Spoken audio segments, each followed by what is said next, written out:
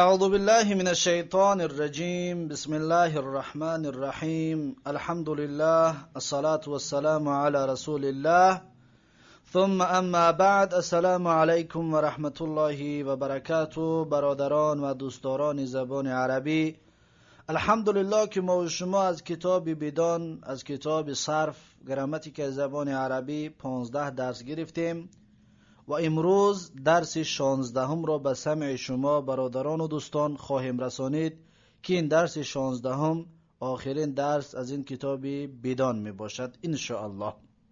با همین کتاب بدان خلاص می شود و شروع میکنیم از کتاب بعدی که درباره بابهای صرفی هست. و درس 15 ما و شما درس گذشته درباره اسم زمان و اسم مکان بود و همچنین مصدر میمی. مصدر میمی را همچنین بیان کرده بودیم. پس امروز درس ما و شما از اسم آلت شروع می شود. اسم آلت آنچه کار با وی بکنند گفته در درس‌های گذشته گرفتگی بدیم. چیزی که هر چیزی که با اون کار انجام داده می شود این اسم آلت میگن. میگوید اسم آلت از ثلاثی مجرد بر وزن مفعلون، مفعلون و مفعالون و مفعلتون می آید. این اسم آلت با کسر میم می آید، مفعل و مفعال و مفعله. اما مصدر میمی یا اسم زمان و مکان با فتح میم است، میماشون فتحه می شود، ما می شود. این باشد می، کسر میم قطعی. میگه اسم آلت از ثلاثی مجرد بر وزن مفعلون و مفعالون و مفعلتون می آید. همچون مسترون، مستر جدول میگن. مستر اسم آلت است، اسم آلتی که انسان با اون خط میکشد، یعنی که جدول با اون خط کشیده می شود. و مفتاح، مفتاح اسم آلت است، یعنی کلید که با اون در میکشویی. و مکنستون، و مکنسه اسم آلت است، یعنی با اون خانه را میروی، خانه روک، پلیساس مکنسش میگن. پس اینها هر سه چی هستن اسم آلت است. ببینید مستر از سطر گرفتگی است، میم در اولش مونده، میم مکسوره را مستر شید اسم آلت. مفتاح باشد از فتحه یفتحو گرفتگی است، از فتحه. پس مفتاح این میم در اولش موندیم و بعد ت الف موندیم شید بر وزن مفعال شید اسم آلت. و مکنسه همچنین از رفتن گرفتگی است، کنسه یک نیسو مکنستون، یعنی که آلتی که یا چیزی که ما با او میرویم. این چی هسته؟ پلیساست یا خانه روک. اسم آلت بر سه صیغه می آید. اکنون اسم آلت سه صیغه داشته است. مضرابون، مضرابون یک آلتی زدن، یک تا آلت باشد اگر مضراب میگن، یک آلتی زدن. صیغه واحد اسم آلت، صیغه واحد است، یک تگش است. مضرابانی دو آلتی زدن، صیغه تثنیه اسم آلت، این مثناش است، مضرابانی. مضاریبو همه آلت های زدن، مضاریبو این را تنوین دادن جایز نیست، مضاریبو همه آلت های زدن، صیغه جمع اسم آلت، این جمعش می باشد. پس اسم آلت سه صیغه داشته است، مضرابون، مضرابانی، مضاریبو. خلاص همین سه صیغه دارد و بس، یعنی همین سه وزن قطعی سه صیغه دارد. و مثل مسترون، مسترانی، مساطیرو، یا که مکنستون، مکنستانی، مکانیسو. پس اینها چی هستن؟ اسمی آلت هستن.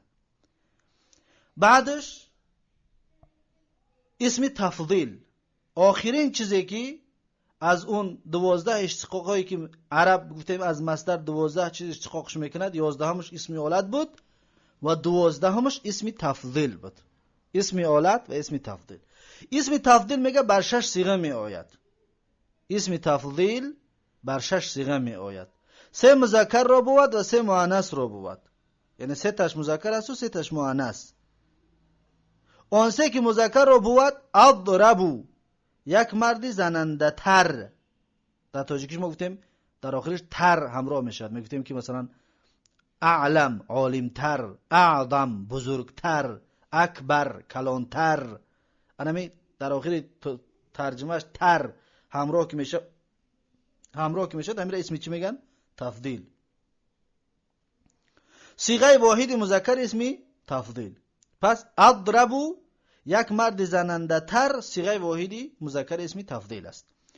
اضربانی دو مرد زننده تر صیغه تثنیه مذکر اسمی تفضیل. اضربان کشید مثناش است دوتا.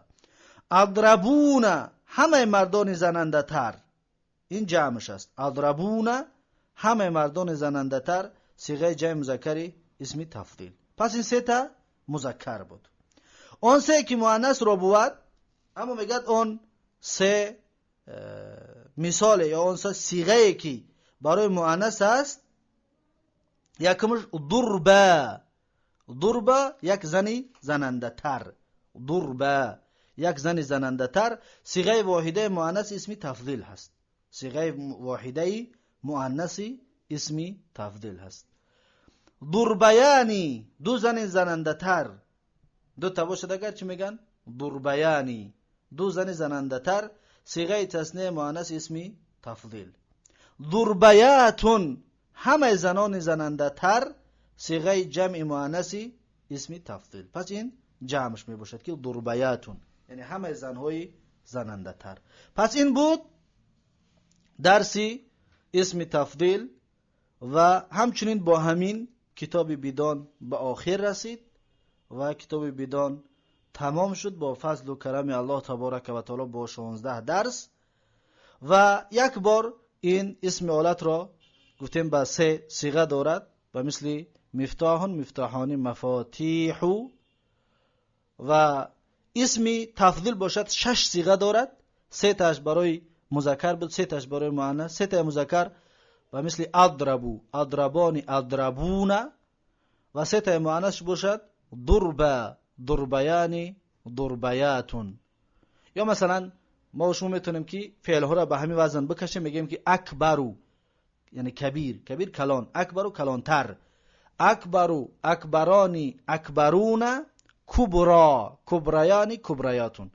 پس اکبر و اکبران اکبرون این صیغه مذکرش است. کبرا، کبریانی، کبریاتون این صیغه مؤنثش است. پس این را در دفتر بنویسید و مذکر و مؤنث را جدا کنید و مفرد و مثنی و جمع رو همچنین جدا کنید تا اینکه در ذهنتون خوب بماند. پس این را چیکار کنید؟ حفظ کنید. پس شما هر فعل ثلاثی مجرد میتونید همینطور اسمی تفضیلش بکنید. اسمی ثلاثی مجرد هر کدامش شما میتونید که همینطور چیکارش کنید؟ اسمی تفضیلش بکنید. مثلا که از خوردن بگیریم اکل، اکل یعنی که اکلو یعنی خورنده تر، اکلو خورنده تر. یا مثلا انصرو نصرت دهنده تر. یا مثلا افتحو یعنی کشاده تر یعنی که کشاتر یعنی انسانی که بسیار کشاینده تر هست. همین طور دیگر فعلا رو شما میتونید چیکار کنید؟ با همین وزن باندازید و شما خودتون دیگر مذکر و مؤنثش رو چطوری که همین وزن رو آورده همینطور آوردن بگیرید و با همین درس بدون را به آخر میرسونیم و تا درس آینده که درس آینده ما شما ان شاء الله اکنون از باب ها شروع می شود و خیلی چیزها را از اینجا اگر که فهمیده باشید و اگر اینها را حفظ کرده باشید دیگر باب ها را حفظ کردن براتون آسان می شود. زیرا که در اون باب ها یا باب میگویم از یک باب وقتی گفتیم مثلا چی است همین 12 چیزی که اشتقاق کرده میشه 12 چیز میگوییم ان شاء الله. یعنی باب یکم مثلا فعل ماضیش 14 صیغش فلان فلان است میگوییم، فعل مضارعش 14 صیغش فلان فلان است ذکر میکنیم، اسم فاعل، اسم مفعول، خلاصه تا آخر هم اسم تفضیل 12 چیز هم چی مصدر میمیاشونه همه‌شون چیکار میکنیم ان شاء الله در هر درس ذکر میکنیم. هر درس یک باب میکنیم و میگذاریم ان شاء الله برای شما دوستان و برای شما خواهشمندان زبان عربی. و اون باب ها را باید حفظ کنید زیرا اینکه دانستن باب های عربی چطوره که شما حالا فهمیدید وقتی میگه از باب یفعیل دیگر شما تعجب میکنید که یفعیل چی، یا میگه از باب غیر ثلاثی مجرد تعجب میکنید غیر ثلاثی مجرد یعنی چی. وقتی که شما ان شاء الله اون بعد این کتابی را که شروع میکنید 22 باب اون 22 باب از یاد که کردید بازگشته این بدون رو یک بار دیگر میخونید یا یک بار دیگر این درس را گوش میکنید، پس شما دیگر لذت میبرید، پس دیگر شما میفهمید که یعنی قصد چی بوده است و ثلاثی مزید چی است و غیر ثلاثی مجرد چی است و باب افعیل چی است و غیر افعیل چی است و اینها را دیگر شما خوب درک میکنید. برای خاطر ان شاء الله این را تا آخر گوش کرده و باز اون را بار گوش میکنید، گشته این را باز یک بار دیگر و اون 22 باب ان شاء الله با مثل نام هاتون باید حفظ کنید که باب 10 چی است، باب 20 چی است. که توات سوالتون میکنن باید زود جواب بدید که باب 10 چیه، باب 20 چیه. ان شاء الله درس آینده شروع خواهیم کرد از اون کتاب یا از اون باب ها. بارک الله فیکم و جزاکم الله خیرا. و به همین درس بدان ما و شما با فضل و کرم الله تبارک و تعالی به آخر رسید و هر کسی که این را تا به اینجا گوش کرد و تا آخر فهمید و از خود کرد، فقط از شما همین قدر خواهش داریم که در حق ما با دعا باشید، در حق پدر و مادرمان با دعا باشید که الله سبحانه و تعالی حفظشان کند و الله تبارک و تعالی در نامه اعمالشان اجر و ثواب زیاد را نوشته بگرداند. و ما از شما فقط دعا تمنا داریم و خلاص، دیگر از شما چیزی نمیخوایم، فقط دعا که در حقمون با دعا باشید. بارک الله فیکم و جزاکم الله خیرا و السلام علیکم و رحمت الله و برکاته.